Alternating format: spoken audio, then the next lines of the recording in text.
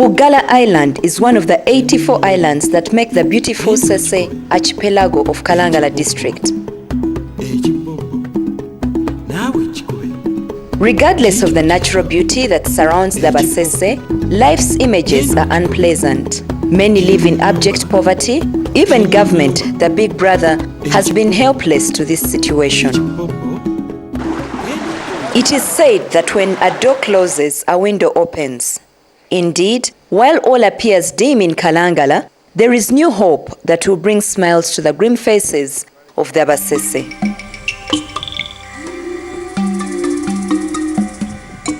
The new dawn for Kalangala started long before the Basese were even conscious of it. In 1972, a team of agriculture researchers, headed by scientist Dr. Chibirige Sebunya, who is today a Minister of State for Agriculture, undertook a study to ascertain which areas in Uganda yield the best oil palm crop. In 1972, there was a trial in Kalangala, the oil palm trial. There were also other trials in other 4 districts, and of all these trials, Kalangala performed the best. The island receives about 2,000 milliliters of rainfall every year and has temperatures between 18 to 32 centigrade. These are conditions that make palm oil trees thrive. Furthermore, Kalangala relatively has a less population than the other areas studied. This meant that land for a large-scale plantation was easily available. Muzei Patrick Kankaka and Vincent Kilala, both natives of Bugala Island, were among the few Ugandans who offered their farmland for initial planting of oil palms in the late 1980s. The two were also taught to extract oil from the palm oil fruit. They have for years earned an income from palm oil tree growing, palm oil extraction and trade.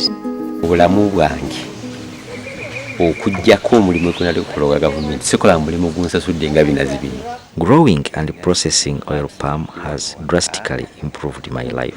I'm able to meet all my domestic needs.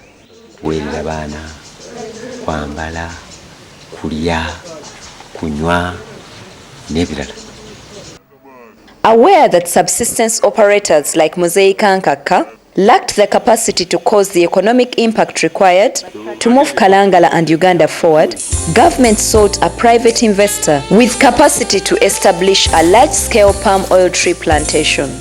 A consortium of Bidco, a Kenyan company, Wilma Group of Plantations of Indonesia, Josovina of Malaysia, and Arch Daniels Midland accepted to invest in the oil palm project.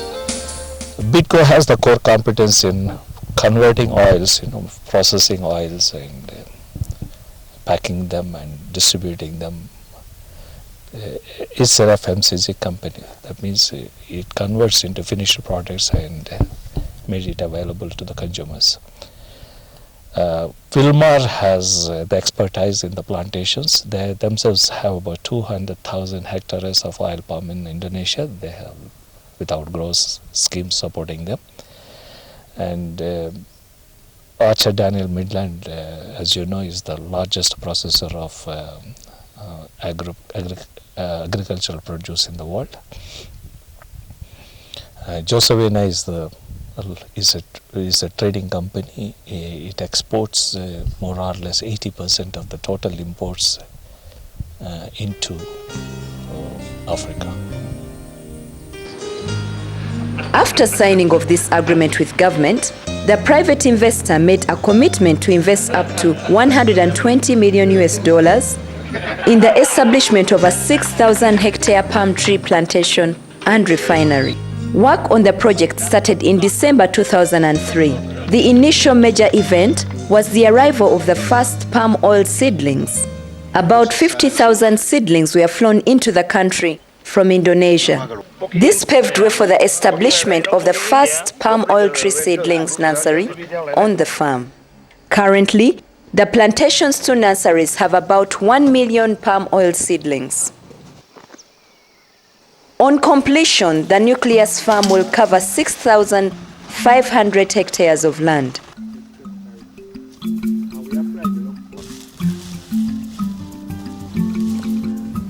Acquisition of land for the project has been completed. The land titles of the land on which the plantation is being established have been handed over to the investor. The outgrowers will raise 3,500 hectares, giving a total of 10,000 hectares of palm oil trees. Government, with support from IFAD, has already started educating the islanders on the outgrowers scheme. And therefore, the biggest challenge is for the people of this area to take this as their project, not government project. Bidco and Wilma are only here to support government efforts. But the project is for the people of Kalangala, and therefore it is their project.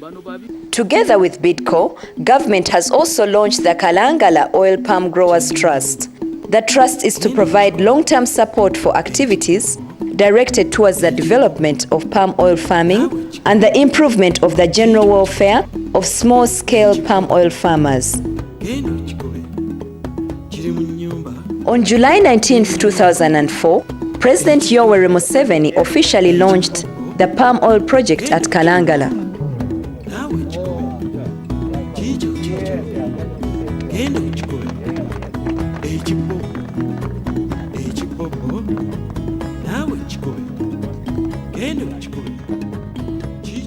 The global demand for vegetable oil is of the magnitude of $40 billion. So after fulfilling our demand here of $100 million, we can export, provided our production costs are low. At least we can export in the region, within Africa, because there the transport costs are not so high. So this is a gold mine. The next day he was in Jinja to lay the foundation stone for the ultra-modern Bidco complex. Our labor force is well trained. Is well trained and is competitive and is disciplined, and we are doing that. For instance, in Sheraton, in this TriStar, the local people, our children are now doing very good work. You can see that they are beginning to be professional to ensure that there is high productivity. By October 2005, nearly 1,700 hectares of land were planted. This is about 250,000 oil palm trees. The farm is taking shape. Teams of professionals, both local and expatriate, have been assembled and are going about their work. The farm's required infrastructure continues to be developed. A guest house has been built along with staff houses. The road network is complete in some sections of the plantation, and more roads are being opened. All farm machinery required has been procured and delivered. The farm is already constructing its own electricity line network. Across the lake at Masese in Jinja is another important part of the Kalangala Palm Oil Project, a multi-million-dollar ultra-modern Bidco complex. This is the biggest refinery in Uganda today. In October 2005, 10 months after laying its foundation stone, the refinery is in operation. This Bidco plant is the most modern in Uganda. It has an edible oil refinery unit capable of refining palm oil, cottonseed, sunflower, soybean, and any other oil seeds that can be produced in Uganda. It also has a fraction unit capable of extracting palmolene oil. Both units have a capacity to produce 300 tons each and can be expanded to 500 tons a day. The soap unit has a 150 tons per day capacity, expandable to 300. It can produce bar soap and soap noodles used to make toiletries. All units are totally automated and integrated with the Enterprise Resource Planning (ERP) system of Bidco.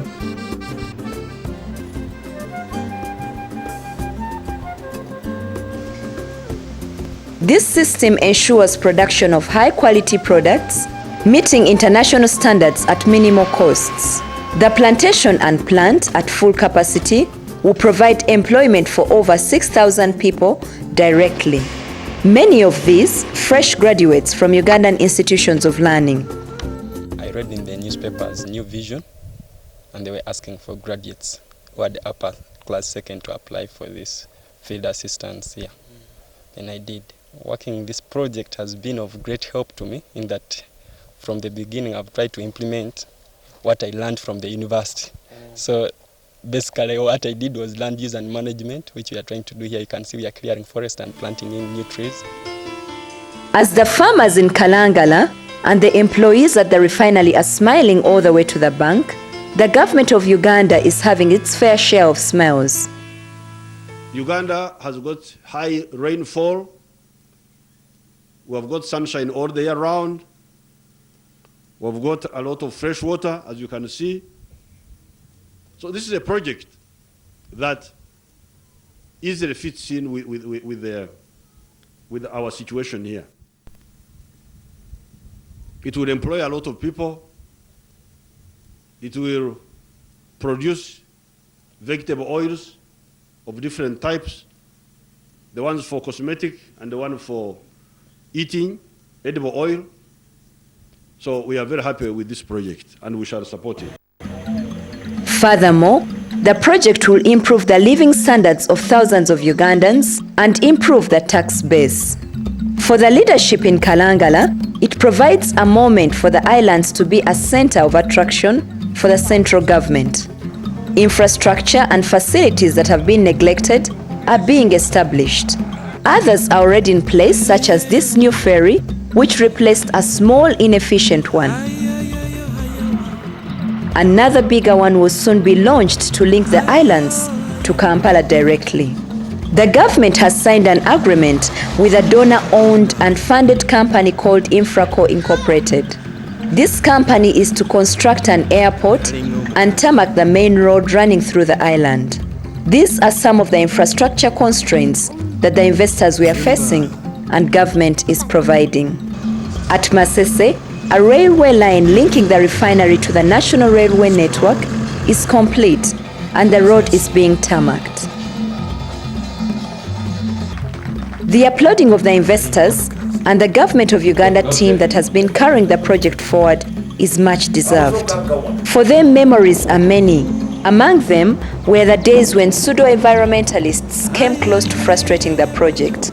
This project is going to be here on this main island only, with just a small fraction of the entire island. The other 83 islands are not going to be catered. We are not extending this project to those. These others will just keep the environment and the rest. But these are also trees which we are planting. Among the key points raised by the Environment Impact Assessment is that palm oil trees are perennial crops with a lifetime of over 100 years. They are also eco-friendly and add a lot of organic matter to the soil. Conscious of the soil, the investor is also planting soil cover crop, which adds nutrients to the soil and protects it from erosion.